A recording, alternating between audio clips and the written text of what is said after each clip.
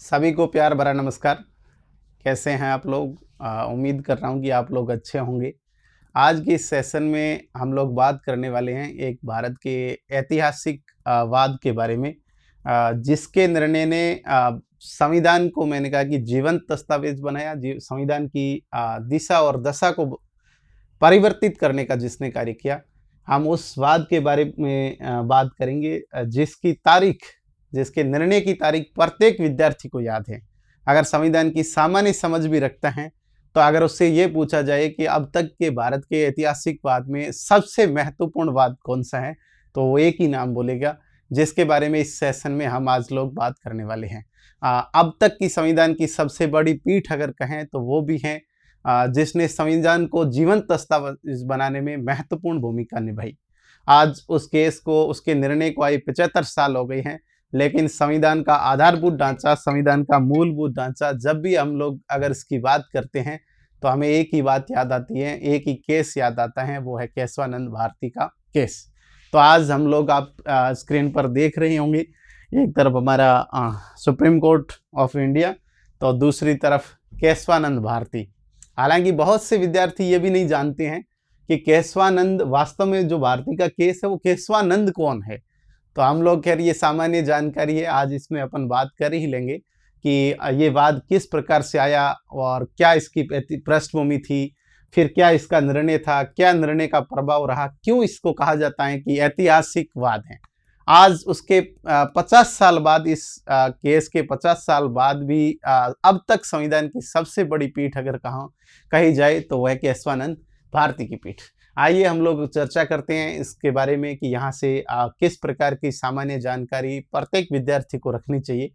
तो इसको अपन इस प्रकार से पढ़ेंगे। देखिए, सबसे पहले हम लोग बात करेंगे इसकी पृष्ठभूमि की कि केशवानंद भारती से पहले देश के अंदर चल क्या रहा था, क्यों एक ऐसा ऐतिहासिक वाद आया जिसने मैंने कहा कि 70 दिन तक जिसकी सुनवाई चली।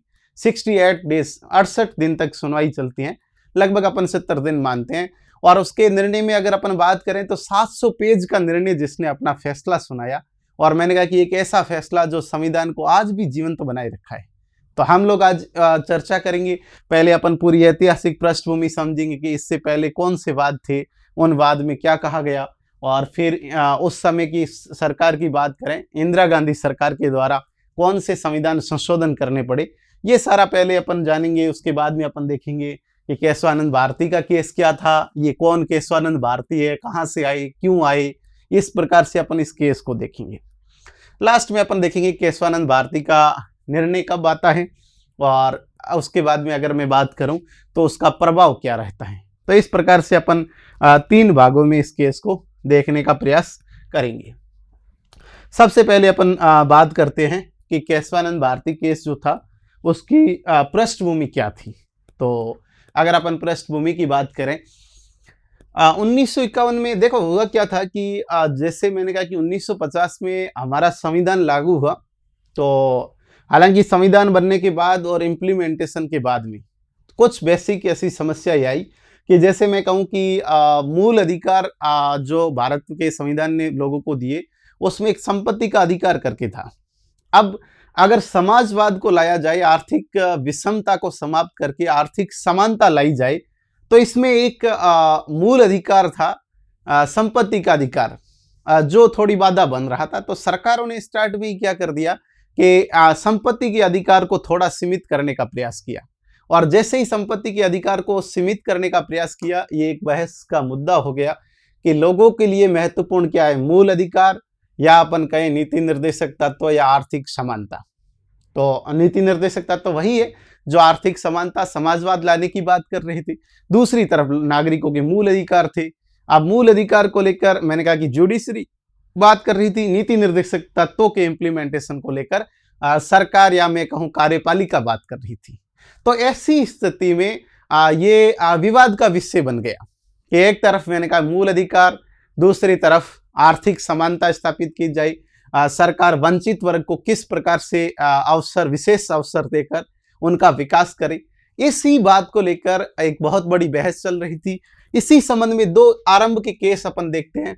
एक शंकरी प्रसाद बनाम भारत संघवाद है 1951 का, दूसरा है सज्जन सिंह बनाम ये राजस्थान राज्य से संबंधित था, वाद है 1965 का। अब इन दोनों वाद में ये कहा गया, मैंने कहा कि समस्या यही थी आरंभ में कि मूल अधिकारों में संशोधन हो सकता है या नहीं हो सकता है। दूसरा, संविधान संशोधन अनुच्छेद 13 के अंदर विधि का भाग माना जाए, कानून की परिभाषा में शामिल किया जाए या नहीं शामिल किया जाए। तो आरंभ के दो जो केस आए, एक शंकरी प्रसाद बनाम भारत संघ का वाद आया, दूसरा सज्जन सिंह वाद जो आया। इन दोनों केस में ये कहा गया कि संसद जो है मूल अधिकारों में संशोधन कर सकती है। संसद मूल अधिकारों में संशोधन कर सकती है। तो संपत्ति के अधिकार को अब संसद सीमित कर सकती है, यही बात इसमें मानी जाए। और दूसरी बात मैंने कहा कि संविधान में संशोधन जो किया जाता है ये अनुच्छेद 13 का भाग नहीं है, इसने कहा अनुच्छेद 13 का भाग नहीं माना जाए। तो दूसरी बात ये हो गई कि संविधान संशोधन को अनुच्छेद 13 में शामिल नहीं किया जाए।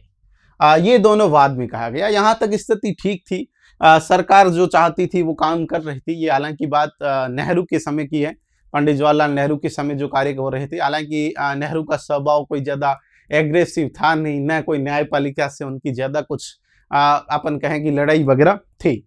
अपन बात कर रहे हैं उसके बाद में एक हालांकि 1963 के अपन ये केरल भूमि सुधार जो हुए, हालांकि प्रत्येक राज्य में इस प्रकार के सुधार अधिनियम लाई गई, क्योंकि आर्थिक समानता लाने के लिए, आर्थिक विषमता को समाप्त करने के लिए जरूरी था कि भूमि सुधार अधिनियम लागू किए जाए। अब हालांकि प्रत्येक राज्य की सरकारें ऐसा कर रही थी, तो केरल का भूमि सुधार जो अधिनियम 1963 का, इसको लेके अपन थोड़ी देर बाद बात करते हैं। अपन बात करते हैं कि केशवानंद भारती से पहले एक केस आया, गोलकनाथ बनाम पंजाब राज्यवाद 1967 1967। और अब की मैं बात करूं तो इस समय देश की प्रधानमंत्री थी इंदिरा गांधी। इंदिरा गांधी के निर्णयों के बारे में आपने सुना होगा कि राजाओं का प्रीवी पर समाप्त करने का काम भी इन्होंने किया। हालांकि इसको भी कोर्ट में चुनौती मिल गई। कोर्ट ने कहा कि इस प्रकार से नहीं कर सकते हैं। जब बैंकों का राष्ट्रीयकरण किया तो भी कोर्ट ने कहा कि नहीं, इस प्रकार से राष्ट्रीयकरण नहीं किया जा सकता है। तो अपन कह रहे हैं कि इंदिरा गांधी जो भी बड़ा जजमेंट ले उसमें न्यायपालिका के नहीं कि इस प्रकार का काम आप नहीं कर सकते हैं। फिर अपन बात कर रहे हैं कि एक जो बड़ी पीठ थी उस समय की, अगर माने गोलकनाथ बनाम पंजाब राज्यवाद का, ये 1967 की बात है। इसमें 11 कुल न्यायाधीश थे। केशवानंद के बाद में अगर दूसरे नंबर पे माना जाए तो ये बड़ी पीठ मानी गई। अब जब गोलकनाथवाद का निर्णय आया तो इसने स्पष्ट तौर पे ये बात कह दी कि संसद मूल अधिकारों में संशोधन नहीं कर सकती है। इसके पहले के जो मैंने कहा कि डिसीजन थे उन्हीं को इसी ने पलट दिया। गोलकनाथ की वाद ने इस दोनों को पहले की, मैंने कहा कि न्यायपालिका के निर्णय को पलटने का काम किया। तो पहले के निर्णय को इसने पलट दिया, निर्णय को पलटा। और इसमें यह कहा गया कि गोलकनाथ में यह कहा कि संसद मूल अधिकारों में संशोधन नहीं कर सकती। तो अपन कहें कि संसद मूल अधिकारों में संशोधन नहीं कर सकती। और जब अपन बात कर रहे थे इसके पहले के दोनों निर्णयों में यह कहा गया कि मूल अधिकारों में संशोधन कर सकती है, और गोलकनाथ ने दोनों निर्णयों को पलट दिया कि गोलकनाथ ने कहा कि नहीं, संसद मूल अधिकारों में किसी प्रकार का संशोधन नहीं कर सकती है। और दूसरा इसने कहा कि आर्टिकल 13 के अंदर जो विधि या कानून की परिभाषा है उसके अंदर संविधान संशोधन को भी शामिल किया जाएगा। तो अनुच्छेद 13 में संविधान संशोधन को भी शामिल किया जाएगा। दो महत्वपूर्ण इसके द्वारा बातें कही गई। हालांकि जो दो पहले की बातें थी दोनों को बदलने का काम किया गोलकनाथ बनाम पंजाब राज्यवाद 1967 के द्वारा। तो अपन बात कर रहे हैं कि अब इंदिरा गांधी को लग गया कि कोई भी बड़ा अगर डिसीजन मेरे द्वारा लिया जाएगा तो उसमें न्यायपालिका कुछ न कुछ हस्तक्षेप करेगी और मुझे इस प्रकार का निर्णय नहीं लेने देगी। हालांकि इंदिरा गांधी चाहती थी कि कोई बड़ा निर्णय ले ताकि लोकप्रियता देश के अंदर, क्योंकि इंदिरा गांधी एक तो संघर्ष कर रही थी कांग्रेस के अंदर, कांग्रेस के दिग्गज जो थे के कामराज और उनकी पूरी टीम जो थी, तो उनसे एक संघर्ष कर रही थी। दूसरा, इंदिरा गांधी खुद का मैंने कहा कि अस्तित्व बनाने के लिए कोई बड़े डिसीजन भी लेना चाहती थी ताकि देश के अंदर उनकी लोकप्रियता बने, लेकिन न्यायपालिका उनको इस प्रकार के निर्णय नहीं लेने दे रही थी। और गोलकनाथवाद में तो स्पष्ट इन्होंने कर दिया कि आप अगर कुछ भी अगर ऐसा करेंगे जो मूल अधिकारों को प्रभावित करता है तो हम आपके डिसीजन को बदल देंगे। ये बात स्पष्ट तौर पे उनको मैसेज। अब इंदिरा गांधी ने संविधान में 2 संशोधन किए। एक 24वां संविधान संशोधन, यह 1971 की बात है, और इसके बाद में एक 25वां संविधान संशोधन। 2 लगातार मैंने कहा संशोधन किए, और दोनों संशोधनों में क्या किया देखिए। अब आप इंदिरा गांधी को लग गया कि कोई मुझे बड़ा डिसीजन लेने नहीं देंगे गोलकनाथ के वाद के बाद में, तो उन्होंने एक संशोधन किया, 24वां संविधान संशोधन। अब आप इंदिरा गांधी की देखिए कि इंदिरा गांधी ने किस लेवल पर इस बात को किया। ये अपने बात है, अपन इसको थोड़ा बड़े से कर देते हैं। मैंने कहा कि अपन बात कर रहे हैं 24वें संविधान संशोधन की। किसकी बात कर रहे हैं? 24वां संविधान संशोधन। 2 संशोधन आप ध्यान में रखना। 24वां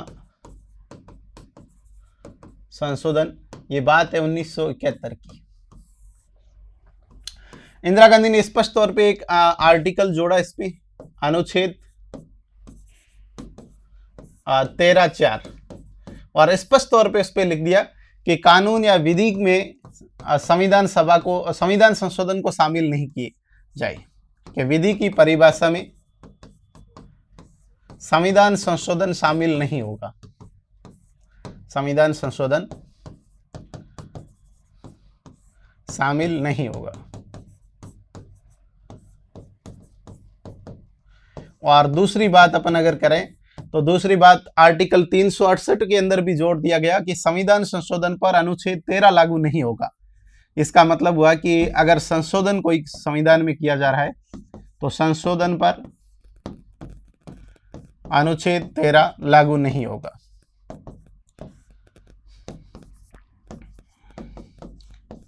इसका मतलब यह हुआ कि गोलकनाथवाद में जो कहा गया था कि संविधान संशोधन के माध्यम से मूल अधिकारों में संशोधन नहीं किया जा सकता है, अगर ऐसा संशोधन किया जाएगा तो अनुच्छेद 13 में संविधान संशोधन को मानकर हम उसको असंवैधानिक घोषित कर देंगे। और इंदिरा गांधी ने वापस क्या कर दिया? इंदिरा गांधी ने कहा कि नहीं, आर्टिकल 13 के अंदर संविधान संशोधन नहीं आ सकता है। इसका मतलब गोलकनाथवाद जो है उसको ही, उसके निर्णय को पलटने की कोशिश इंदिरा गांधी के द्वारा की गई। 25वें संविधान संशोधन में यह कर दिया गया कि संपत्ति के अधिकार को सीमित कर दिया गया। मैंने कहा कि इसके बाद एक और संविधान संशोधन होता है, 25वां संविधान संशोधन। ये भी 1971 का है, और इसमें मैंने कहा कि संपत्ति के अधिकार को सीमित कर दिया गया। संपत्ति के अधिकार को सीमित किया गया। तो इस प्रकार से मैंने कहा कि अब संसद जो है मूल अधिकारों में अगर कोई बड़ा संशोधन करती है तो उसके निर्णय को सुप्रीम कोर्ट में चैलेंज नहीं कर सकते हैं, क्योंकि वो भाग अनुच्छेद 13 के अंदर शामिल नहीं किया जाएगा। हम लौटते हैं वापस जो अपन पृष्ठभूमि की जिसकी बात कर रहे थे, इसी पृष्ठभूमि पर कि अपन ने कहा कि सबसे पहले अगर अपन बात करें कि गोलकनाथ बनाम पंजाब राज्यवाद आता है, जिसमें सुप्रीम कोर्ट के द्वारा ये डिसीजन दिया गया। इस बैच में कुल 11 न्यायाधीश थे जिसकी अध्यक्षता सुब्बा राव कर रहे थे, और इस पीठ में कहा गया कि मूल अधिकारों में संसद संशोधन नहीं कर सकती है। संपत्ति के अधिकार को किसी भी प्रकार से संसद द्वारा सीमित नहीं किया जाएगा। तो अपन लोग इस बात को इस प्रकार से समझ सकते हैं कि इंदिरा गांधी सरकार जो बड़े डिसीजन लेना चाहती थी उस पर सुप्रीम कोर्ट ने अंकुश लगा दिया कि इस प्रकार मनमाने तरीके से बड़े डिसीजन नहीं लिए जा सकते हैं, और इसको अगर संशोधन इस प्रकार से किया गया तो आर्टिकल 13 का भाग मानकर उसको सुप्रीम कोर्ट असंवैधानिक घोषित कर देगा। और इंदिरा गांधी ने वापस 2 संशोधन किए, एक 24वां एक 25वां। 24वें में हमने कहा कि 13 में एक चीज जोड़ी गई। 13 के अंदर क्लोज 4 जोड़ के ये कहा गया कि संविधान संशोधन अनुच्छेद 13 में नहीं आएगा। 368 में ये जोड़ दिया गया कि संविधान संशोधन पर अनुच्छेद 13 लागू नहीं होगा। तो इसका मतलब साफ साफ ये था कि कोई सरकार कोई संविधान संशोधन करती है तो उसको सुप्रीम कोर्ट असंवैधानिक घोषित नहीं करेगा, क्योंकि वो विधि का ही भाग नहीं है। तो विधि से अगर बाहर है तो उसको मैंने कहा कि असंवैधानिक घोषित नहीं किया जाएगा। तो कुल मिलाकर ये हुआ कि इन 2 संविधान संशोधन के माध्यम से गोलकनाथ के वाद को ही वापस पलट किया सरकार ने। अब ये सरकार के बीच में एक तरफ कार्यपालिका इंदिरा गांधी अपन माने, दूसरी तरफ सुप्रीम कोर्ट, ये इन दोनों का जो असमंजस्य था, असमन्वय था, इसी को सोल्व करने का काम करती है केशवानंद भारती का केस। अब इसी दोनों संशोधनों को सुप्रीम कोर्ट में चुनौती दी गई, 24वें संविधान संशोधन को, दूसरा 25वें संविधान संशोधन को। हालांकि ये वाद अपन अगर बात करें, अपन आते हैं केशवानंद भारती जो वाद था वो क्या था उस पर अपन बात करते हैं कि ये मूल रूप से जो वाद था ये इन संशोधनों को लेकर नहीं था, लेकिन उसके बाद में सुप्रीम कोर्ट ने इस प्रकार के जितने भी केस थे उन सबको कोलैबोरेट कर दिया कि इस प्रकार के कितने क्या मामले हो सकते हैं। तो अपन बात करते हैं कि केशवानंद भारती का केस आखिर क्या था। तो देखिए कि केशवानंद भारती जो है ये केरल का एक मठ था जिसका नाम था एडनीर मठ। तो केशवानंद भारती मठाधीश थे, कौन थे? हाँ, याद रखना, केरल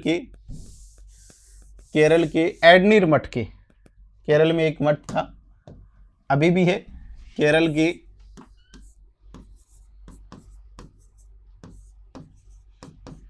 एडनीर मठ के मठाधीश थे,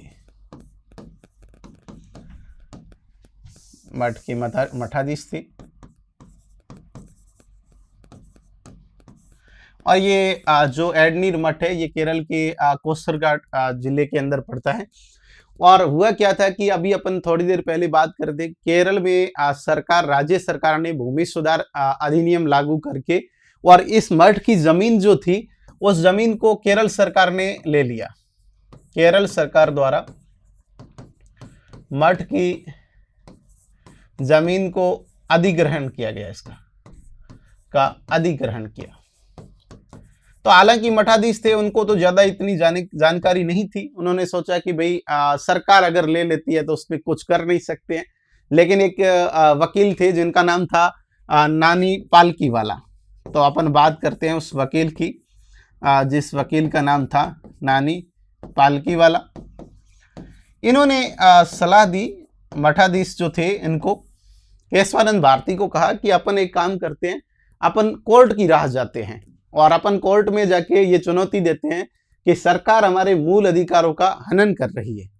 और अगर अपन इस प्रकार से इस बात को अगर चैलेंज कर दें तो हो सकता है कोर्ट अपने को राहत दे सकता है। तो केशवानंद भारती ने कहा कि फिर चलते हैं कोर्ट की राह, अगर वहां अपने को रिलीफ अगर मिल जाए, अपनी हजारों एकड़ जमीन और संपत्ति अगर वापस मिल जाए तो अपने को निश्चित तौर पर चलना चाहिए। तभी इन्होंने पहले तो हाई कोर्ट में चुनौती दी, लेकिन हाई कोर्ट ने इस केस को नहीं सुना। इसके बाद में ये नानी पालकीवाला और केशवानंद भारती जो है उच्चतम न्यायालय में इसको चुनौती देते हैं, उच्चतम न्यायालय में। तो सुप्रीम कोर्ट में जब गए तो इन्होंने जो हवाला दिया वो दिया अनुच्छेद 26 का, कि संपत्ति के अधिकार की बात करते हैं, सॉरी अपन बात कर रहे हैं धार्मिक स्वतंत्रता का अधिकार में, जो अनुच्छेद 26 है। अनुच्छेद अगर अपन 26 की बात करें, 26 के तहत चुनौती थी।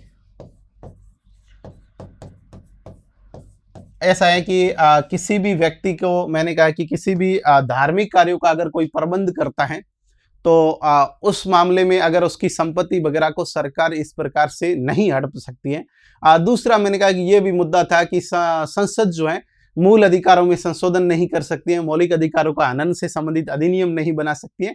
इस प्रकार की अगर अपन कुछ बातें करें तो ये हालांकि इसको लेके गए थे, लेकिन केशवानंद भारती केस में क्या हुआ कि इन्होंने उस समय सुप्रीम कोर्ट में जितने भी इस प्रकार के मामले चल रहे थे वो सारे ले लिए गए।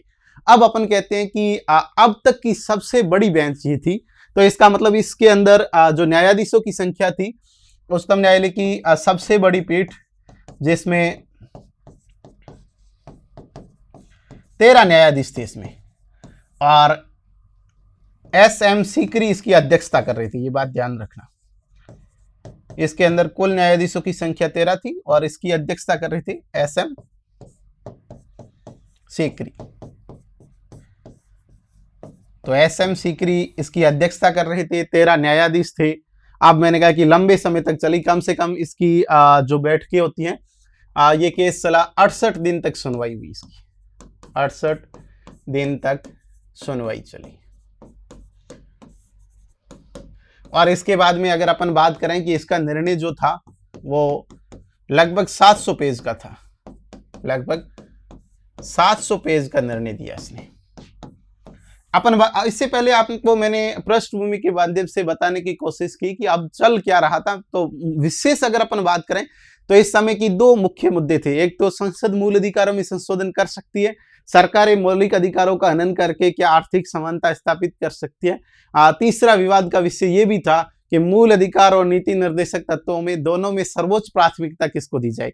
क्या नीति निर्देशक तत्वों के बल पर कोई सरकार किसी व्यक्ति के मूल अधिकारों का हनन कर सकती है, यह भी एक बड़ा प्रश्न था। तो ये केशवानंद भारती की केस की अगर अपन बात करें, 13 न्यायाधीशों की पीठ, और इसने अपना निर्णय जो दिया, मैंने अभी बताया कि इस निर्णय की तारीख को लगभग जो भी संविधान के बारे में सामान्य जानकारी रखता है उसे इस तारीख को भी याद रखना पड़ेगा, क्योंकि इस तारीख के बाद भारत के संविधान की व्याख्या के तौर पे बहुत सारी चीजें बदल जाती हैं। तो ये अपना निर्णय सुनाते हैं। 13 न्यायाधीशों में 7 न्यायाधीश एक तरफ, 6 एक तरफ। ये फैसला देखो कितना संवेदनशील तरीके से सुनाया गया। 6 और 7 का सिर्फ एक न्यायाधीश ज्यादा था फैसले के पक्ष में, और विपक्ष में भी देखिए कि 6 न्यायाधीश थे।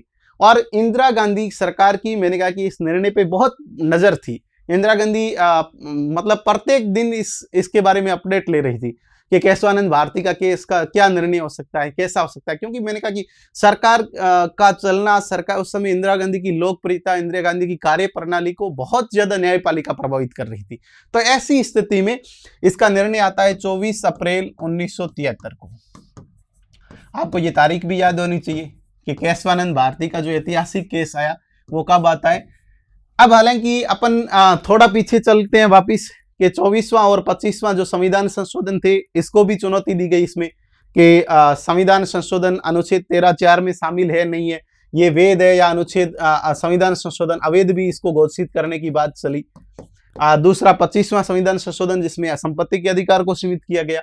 तो इस प्रकार से दूसरा जो है वो केरल के मठाधीश केशवानंद भारती का तो खुद का मामला था ही, और उन्होंने कहा कि हमारे इस प्रकार से अनुच्छेद 26 के तहत इन्होंने कहा कि हमारी संपत्ति को इस प्रकार से सरकार जब्त नहीं कर सकती है। तो इन्हीं बातों को लेकर मैंने कहा कि ये डिसीजन आना था।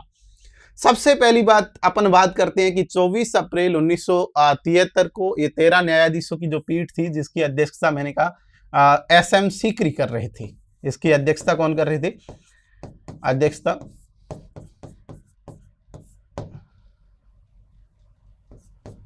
SM सीकरी। और इसने जो अपना डिसीजन दिया, उस डिसीजन में अपन देखते हैं कि इसने क्या कहा। तो सबसे पहली बात यह है कि इसने कहा कि संसद संविधान के किसी भी भाग में संशोधन कर सकती है। तो इसका मतलब ये जानना चाहिए कि संसद संविधान के जो मूल मैंने कहा कि भाग है मूल अधिकारों का तीसरा भाग, उसमें भी संशोधन कर सकती है। संसद किसी भाग का मतलब हुआ कि मौलिक अधिकारों में संसद चाहे जितना बदलाव कर सकती है, संशोधन कर सकती है। दूसरा उसने कहा कि 24वां संविधान संशोधन की बात करें तो 24वां और 25वां संविधान संशोधन दोनों वैध माने गए। आर्टिकल 13(4) भी सही है, आर्टिकल 368 जो है वो भी इसने कहा कि सही है, ना तो इसको बदला जाएगा ना इसको बदला जाएगा। तो फिर इस निर्णयों को कैसे अपन मानेगी? मैंने कहा कि इसके निर्णय इस प्रकार से थे। देखिए, इसकी पहली बात इसने कहा कि संसद संविधान के किसी भी भाग में संशोधन कर सकती है, संशोधन कर सकती है। तो ये एक तो ये बात होगी। दूसरी बात ये है कि संसद मूल अधिकारों में भी संशोधन कर सकती है।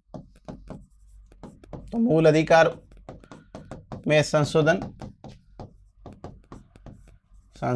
कर सकती है। एक हमने इससे पहले पढ़ा था कि प्रस्तावना को इसमें संविधान का भाग माना गया। तो तीसरी बात यह भी होगी कि प्रस्तावना संविधान का भाग है। तो तीसरी बात ये हो गई कि, और दूसरा अगर अपन चौथी बात इसमें लिखें तो ये भी है कि 24वां व 25वां संशोधन वैध है। अब इन चारों प्रावधानों को जब आप देखेंगे तो आपको ऐसा लगेगा कि इसमें तो कुछ समस्या है ही नहीं, ये तो इंदिरा गांधी जो चाहती थी वही हो रहा है सारा।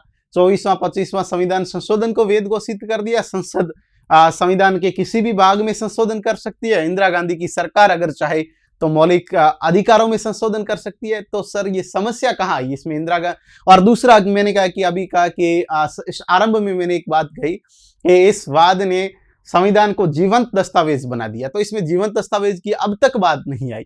लेकिन इसमें सबसे महत्वपूर्ण जो निर्णय दिया गया वो ये दिया गया कि संविधान का आधारभूत ढांचा, ये सब इसी वाद में आया। संविधान का आधारभूत ढांचा, जिसको अपन दूसरे शब्दों में मूलभूत ढांचा भी कह सकते हैं, अपन इसी को कहते हैं बेसिक स्ट्रक्चर।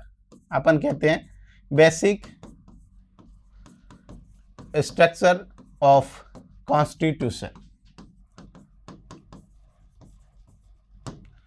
तो ये वाद मेन जो इस केस में, इस वाद में जो बात निकल कर आई वो ये आई कि basic structure of Indian constitution जो है, संविधान का जो आधारभूत ढांचा है, उस पे संसद किसी प्रकार का नकारात्मक संशोधन नहीं कर सकती है। पहली बात तो उसने कहा कि संसद चाहे वहां संशोधन कर सकती है, संसद चाहे तो बड़े से बड़ा संशोधन कर सकती है, वो मूल अधिकारों में हो सकता है, किसी भी भाग में हो सकता है। लेकिन संसद चाहकर भी संविधान के आधारभूत ढांचे को, संविधान के मूलभूत ढांचे को नहीं बदल सकती है। अगर इसमें भी चाहे तो संशोधन तो कर सकते हो, लो आपने संशोधन कर दिया, इसने कहा कोई बात नहीं, आधारभूत ढांचे में संशोधन कर सकते हैं, लेकिन आप इसमें नकारात्मक संशोधन नहीं कर सकते। कोई भी ऐसा संशोधन नहीं किया जाएगा जो इसमें इसके मूलभूत ढांचे को बदल रहा हो, नकारात्मक रूप से प्रभावित करता हो। अब बड़ा सवाल इंदिरा गांधी के समक्ष ये था कि हमें ये तो बताइए कि संविधान का आधारभूत ढांचा किसे माना जाए, संविधान का बेसिक स्ट्रक्चर किसको कहें। तो न्यायपालिका ने कहा कि बेसिक स्ट्रक्चर किसी प्रकार से परिभाषित नहीं है। आने वाले समय में जब भी न्यायपालिका जिसको भी कहेगी वो बेसिक स्ट्रक्चर हो जाएगा। हालांकि इसमें, इस केस में आप देखिए कि बहुत सॉफ्ट तरीके से इंदिरा गांधी के ऊपर प्रहार किया, कार्यपालिका पर न्यायपालिका ने अपनी जीत साबित की, लेकिन बहुत सॉफ्ट तरीके से, बहुत आसानी से, बहुत सरल शब्दों के अंदर। इसने कहा कि आधारभूत ढांचे में नकारात्मक संशोधन नहीं करेंगे, लेकिन इंदिरा गांधी की सरकार ने जानना चाहा कि एक संविधान का आधारभूत ढांचा किसे माना जाए, तो कहा गया कि यह परिभाषित नहीं है, इस पर कोई निश्चित नहीं है। परिभाषित नहीं का मतलब कोई निश्चित नहीं है, तो फिर इसकी व्याख्या कौन करेगा? इसकी व्याख्या न्यायपालिका करेगी। जब भी न्यायपालिका को ऐसा लगेगा कि यह संविधान का आधारभूत ढांचा है और इसमें नकारात्मक संशोधन किया गया है, तब किसी भी एक्ट को, किसी भी अधिनियम को, किसी भी संशोधन अधिनियम को न्यायपालिका के द्वारा असंवैधानिक घोषित कर दिया जाएगा। तो इसका मतलब यह कि संविधान का आधारभूत ढांचा वही होगा जो निश्चित कौन करेगी? न्यायपालिका करेगी। विभिन्न वाद में, विभिन्न केस में अलग अलग चीजों को अलग अलग तरीके से संविधान का आधारभूत ढांचा माना जाएगा। और ये कौन तय करेगा कि संशोधन नकारात्मक है या सकारात्मक है? ये भी न्यायपालिका करेगी। आधारभूत ढांचे का भी मैंने कहा निश्चित कौन करेगी? न्यायपालिका। नकारात्मक है तो कौन करेगी? न्यायपालिका। अब अगर कोई संसद या कार्यपालिका कानून, अधिनियम, संविधान संशोधन अधिनियम बनाए तो उसको असंवैधानिक घोषित कौन करेगी? न्यायपालिका करेगी। तो अब आप लोगों को थोड़ा समझ में आ गया होगा कि किस प्रकार से केशवानंद भारती केस में न्यायपालिका ने अपनी सर्वोच्चता भी रखी और इंदिरा गांधी सरकार के सामने नरम तरीके से इंदिरा गांधी की किए हुए कार्यों को वैध ठहराते हुए उसने अपनी सर्वोच्चता साबित कर दी। तो अपन बात कर रहे हैं कि ये आधारभूत ढांचे का, बेसिक स्ट्रक्चर का जो फंडा जो है, ये अवधारणा जो है, ये कॉन्सेप्ट जो है, कौन से वाद में आती है? केशवानंद भारती में। अब अपन लौटते हैं वापिस कि इस निर्णय का प्रभाव कैसे रहा, क्या रहा। अभी भी अपन ऐसे कहते हैं कि भारत का संविधान एक जीवंत दस्तावेज है, कि अपन कहे कि संविधान लागू होने के आज 75 साल बाद भी हम कहते हैं कि हमारा संविधान जो है वो जीवंत है। जीवंत का मतलब यही है कि जो व्यक्ति, जैसे व्यक्ति, प्राणी जो जीवंत होते हैं, ऑक्सीजन लेते हैं, चलते फिरते दिखते हैं, स्वस्थ होते हैं एकदम, तो उसी प्रकार से हमारा संविधान भी वैसा ही है। संविधान बिल्कुल जीवंत है। इसका मतलब ये नहीं ऑक्सीजन ले रहा है, हालांकि दूसरी गैसें तो ले ही रहा है, वैसी गैसें, हीलियम वगैरह जो गैसें उसके अंदर भरी गई है बॉक्स में, ताकि वो पेज है जो आर्द्रता की वजह से खराब नहीं हो।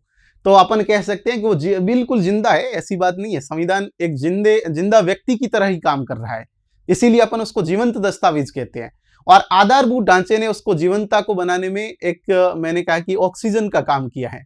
उसको थोड़ी बहुत भी दिक्कत होती है तो वेंटिलेटर पे चढ़ाने का काम जो करता है वो कौन सा वाद करता है, केशवानंद भारती का, कि जहां कहीं उसे लगे कि कार्यपालिका या संसद संविधान के मूलभूत ढांचे में, संविधान को बनाने वाली संविधान सभा के इरादों को अगर बदल रही है, ऐसे में न्यायपालिका आगे आकर उस कानून को, उस अधिनियम को अवैध, असंवैधानिक घोषित करती है। जैसे अपन उदाहरण ले सकते हैं कि इस निर्णय का प्रभाव हाल ही में हमने देखा। इस निर्णय के प्रभाव की बात करें, 2014 में जो एनडीए सरकार बनी, उस सरकार के द्वारा एक अधिनियम लाया गया। उस अधिनियम के माध्यम से एनजीएससी एक बनाया गया, अपन नेशनल जुडिशियल अपॉइंटमेंट का कमीशन जिसको कहें। अपन कह सकते हैं कि वर्तमान में न्यायाधीशों की जो नियुक्ति होती है वो होती है कॉलेजियम के अनुसार। न्यायाधीशों की नियुक्ति किसके अनुसार होती है? कॉलेजियम अनुसार। हालांकि इसमें सरकार ने बदलाव चाहा। सरकार ने कहा कि इस कॉलेजियम सिस्टम को समाप्त कर दिया जाए और कॉलेजियम सिस्टम की जगह एक एनजीएससी बनाया जाए। एनजीएससी का मतलब राष्ट्रीय न्यायिक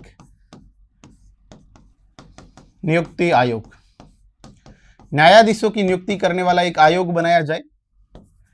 ये अपन बात कर रहे हैं संविधान संशोधन जो है 99वां संविधान संशोधन। कौन सा है? 99वां संविधान संशोधन लेके जैसे ये एनडीए सरकार आई थी उसी समय ये बना था। तो एनडीए की सरकार एक 2014 में मैंने कहा कि 99वां संविधान संशोधन लाई और उसने कहा कि न्यायाधीशों की नियुक्ति वर्तमान में जो कॉलेजियम से हो रही है, उस कॉलेजियम की जगह अपन एक आयोग का गठन करें और वो आयोग, वह आयोग जो है वो काम ये करेगा कि न्यायाधीशों की नियुक्ति कैसे होगी, स्थानांतरण कैसे होगा, ये वो तय करेगा। और मैंने कहा कि ये संविधान संशोधन पारित भी हो गया। हमने आर्टिकल 124 के अंदर कुछ आर्टिकलों को भी जोड़ दिया, ये सारा कुछ हो गया। लेकिन मामला जब सुप्रीम कोर्ट में पहुंचा कि इस प्रकार से न्यायपालिका की स्वतंत्रता में हस्तक्षेप करना क्या संविधान के आधारभूत ढांचे का उल्लंघन नहीं है? और तभी मैंने कहा उस वाद को हमने याद किया, केशवानंद भारती केस को, और सर्वोच्च न्यायालय ने इस संविधान संशोधन को असंवैधानिक घोषित कर दिया। क्या घोषित कर दिया? असंवैधानिक। असंवैधानिक घोषित करने का जो कारण रहा वो रहा कि ये संविधान के आधारभूत ढांचे में एक नकारात्मक संशोधन है। किस प्रकार का है?